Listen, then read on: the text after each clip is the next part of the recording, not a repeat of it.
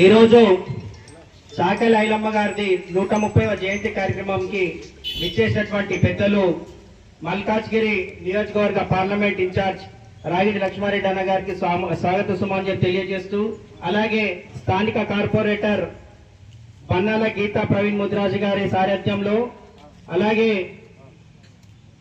మండేలయ్య రజక సంఘం ఆధ్వర్యంలో ఈరోజు జరుగుతున్నటువంటి ఉప్పల్ నియోజకవర్గం చిల్కానగర్ డివిజన్ లో చాకలి ఐలమ్మ విగ్రహావిష్కరణ కార్యక్రమానికి విచ్చేసినటువంటి నా బహుజన సోదరులందరికీ కూడా ప్రతి ఒక్కరికి పేరు పేరున ధన్యవాదాలు తెలియజేస్తా ఉన్నాను. నిర్దం భాస్కర్ గౌడ్ అన్న గారికి, అంబాడి జగదీష్ ముదిరాజు గారికి, అశోక్ చారి గారికి, ముఖ్యంగా మండేల రజక సంఘం సభ్యులు ముందుండి ఈ విగ్రహాన్ని పెట్టినందుకు అందరికీ కూడా ఒకసారి ధన్యవాదాలు తెలియజేస్తా ఉన్నాను. రజక సంఘం సభ్యులందరూ కూడా సోదరులందరికీ ఈ రోజు 130వ జయంతి.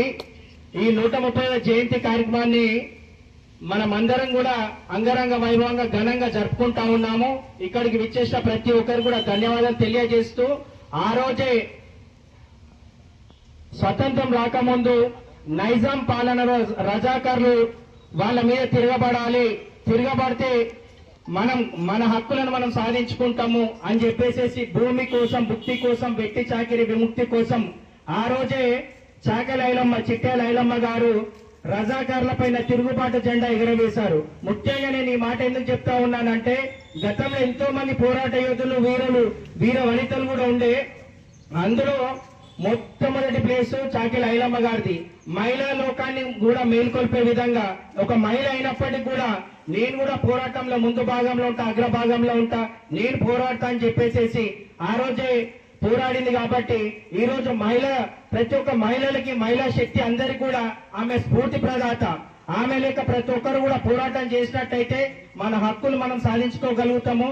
ఇలా చాకలి ఐలమ్మ విగ్రహం పెట్టడమే కాదు, ఆమె జీవిత చరిత్ర కూడా ప్రతి ఒక్కరు తెలుసుకోవాల్సిన ఆవశ్యకత ఎంతైనా ఉన్నది. ఆమె ఒక బీసీ బహుజన బిడ్డ అయినప్పటికీ కూడా ఆ రోజు నవాబులు, రజాకారులు, పెత్తందారి వ్యవస్థ మీద పోరాటం చేసింది.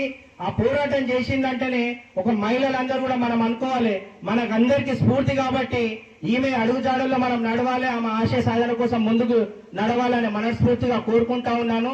చాకలి ఐలమ్మ ఆ రోజే భూమి కోసం కొట్లాడింది అంటే ఆ రోజు తినడానికి తిండి లేదు.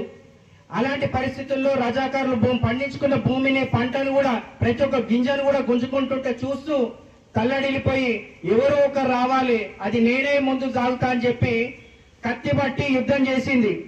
అప్పటి చరిత్ర ఇప్పుడున్న యువకులకు ఎవరికైనా చాలా వరకు కూడా తెలియదు.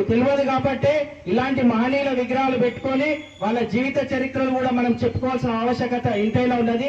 గతంలో ఇలాంటి పోరాట యోధులై సమైక్యాంధ్ర ఉన్నప్పుడు, ఉమ్మడి ఆంధ్రప్రదేశ్ ఉన్నప్పుడు ఎవరు కూడా తెలంగాణ వీరుల చరిత్రను, అందరి చరిత్రలను కూడా, ఒక చాకలి ఐలమ్మనే కాదు, సర్దార్ సర్వై పాపన్న కావచ్చు, గౌతు లచ్చన్న కావచ్చు, ధర్మభిక్షం కావచ్చు, ప్రతి ఒక్కరి కూడా కొండా లక్ష్మణ్ బాబూజీ కాడ నుంచి ప్రతి ఒక్కరి జీవిత చరిత్రలు కనుమరుగు చేసిర్రు, అట్టడుగుకి నూకేసేసారు. ఇలా ట్యాంక్ బండ్ పైన చూస్తే ఏముంది, మహనీయుల విగ్రహాలు ఉన్నాయి. మహనీయుల విగ్రహాలు సరసాన మన తెలంగాణ యోధులై, వీరులై ఎవరైనా విగ్రహాలు ఉన్నాయో మీరు ఎవరైనా గమనించారా? ఒక్కరి చక్కగా ఉండవు. మన దగ్గర పోరాటం చేసిన వాళ్ళు మనోళ్ళు, కానీ ఆంధ్ర పెత్తందారి వ్యవస్థ వచ్చిన తర్వాత మహనీయుల విగ్రహాలు అక్కడ అందరి ఆంధ్ర వాళ్ళే ఉంటాయి. నేనేమంటున్నా అంటే, రాష్ట్రం విడిపోయినాం, మన మహనీయుల విగ్రహాలు, మన మహనీయుల చరిత్రలు కూడా ముందుకు తీసుకురావాలి.